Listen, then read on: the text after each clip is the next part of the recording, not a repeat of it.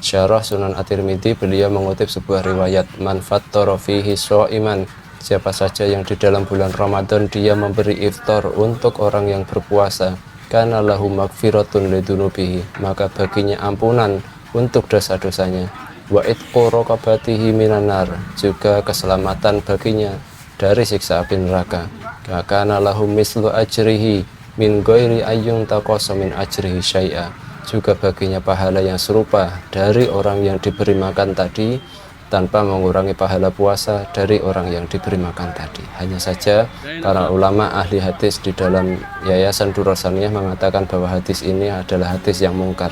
Hanya saja Imam Al-Baihaqi meriwayatkan sebuah hadis di dalam kitabnya Syu'abul Iman bahwa Rasulullah SAW bersabda, man fattara sha'iman, siapa saja yang memberi iftar makanan untuk berbuka puasa bagi orang yang berpuasa, fa'at amahu wasaqahu, kemudian dia memberinya makanan, memberinya minuman, kana lahum mislu ajrihi, maka baginya pahala yang serupa.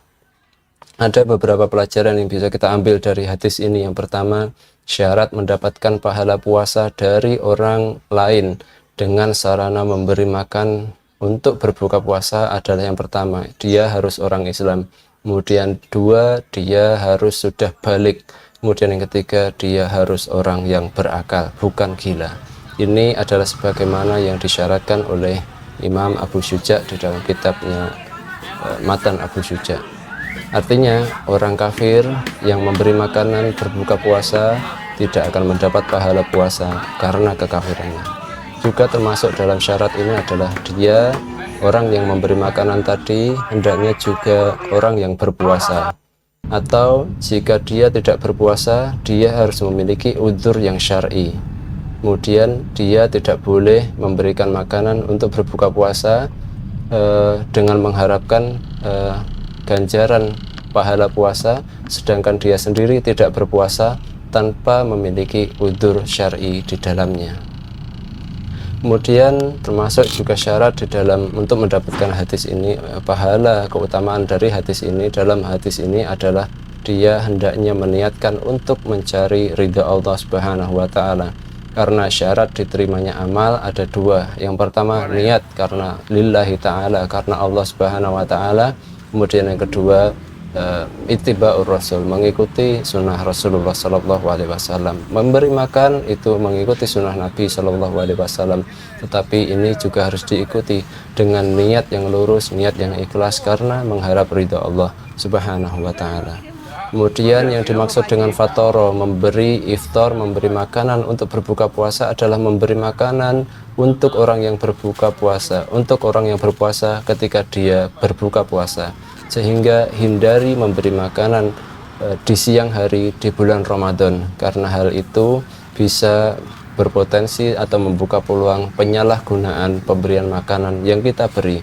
Bisa jadi makanan yang kita berikan di siang hari itu akan digunakan oleh orang yang naudzubillah, digunakan oleh orang lain untuk berbuka puasa di siang hari, naudzubillah. Maka sebisa mungkin berikan iftar ini mendekati waktu berbuka puasa. Kemudian